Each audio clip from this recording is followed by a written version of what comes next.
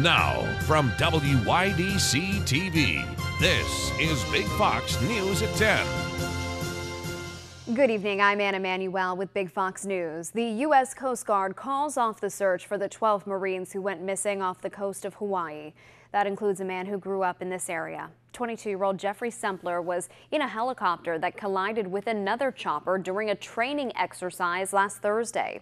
The announcement comes after nearly 5 days of round-the-clock searching. The Coast Guard, the Marines, and local law enforcement all worked together in the effort.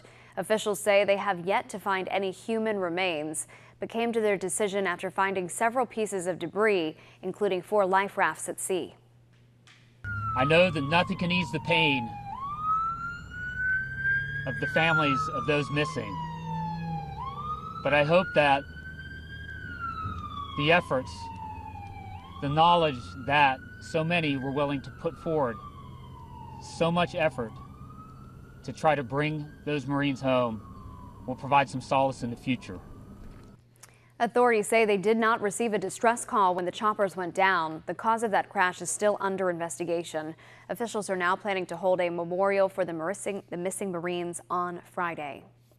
A Steuben County man faces assault and other charges after deputies responded to a reported domestic violence incident in Addison.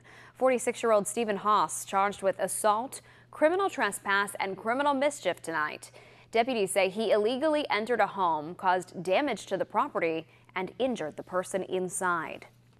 New Yorkers would see a 60-cent deduction in their paychecks each week under a proposal to provide up to 12 weeks of paid family leave to workers. Governor Andrew Cuomo is seeking that paid leave in his budget plan, which was introduced last week.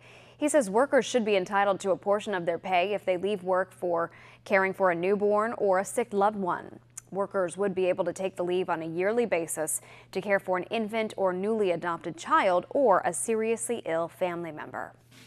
Well, not much appears to be changing with our weather. Meteorologist Kim Walker is up next with the Big Fox forecast. Here's your local stock market update from Big Fox.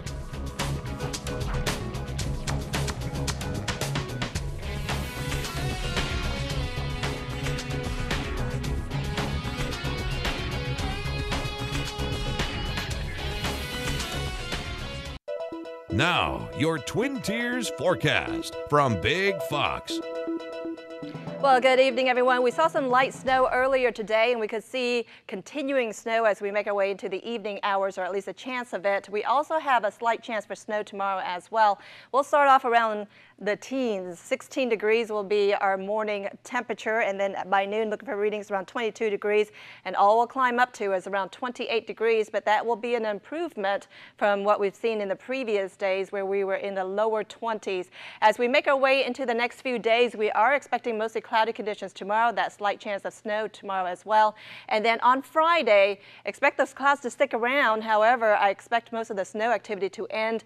The cold air will stick around. Temperatures once again will be close to that freezing or even below freezing. And then over the weekend, those temperatures will start to warm up a little bit, but we still have some snow chances, but we will see a little bit of sunshine, especially as we make our way into Sunday. Temperatures this afternoon only climbed up to around 29 degrees in Elmira and also in Corning, 25 degrees in Ithaca, and 26 degrees in Bath with just a little bit of snow. But the good news is the winds have been easing up, so we don't have blowing snow, and it doesn't feel as cold as it has in the previous days with all that wind. 16 degrees, our overnight low, cloudy and cold with some light snow possible. And as we make our way into tomorrow, highs will only be around 28 degrees, mostly cloudy conditions with a slight chance of snow during the day.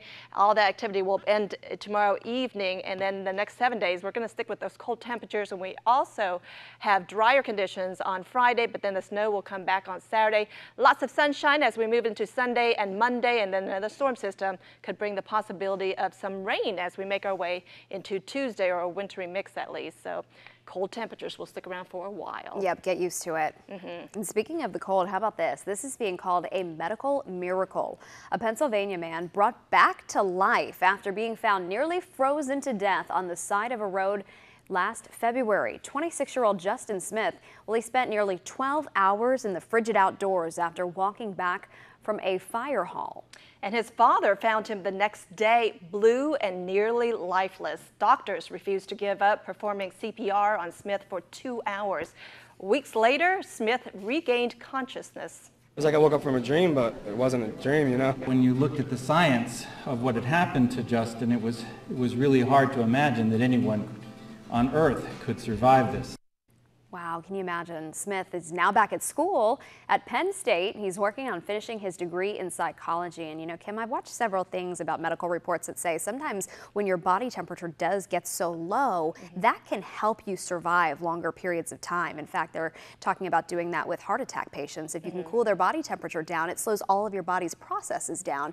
So that can help give doctors a little more time to work on you, to revive you. And lucky for him, they kept working on him. Yeah, and don't they do that for surgery? When they operate, they put the organs on ice. Oh, absolutely. Kind of preserve them that way. So, whew, well, happy story there. Yes. Thanks for watching us tonight. Stay tuned for Mike and Molly.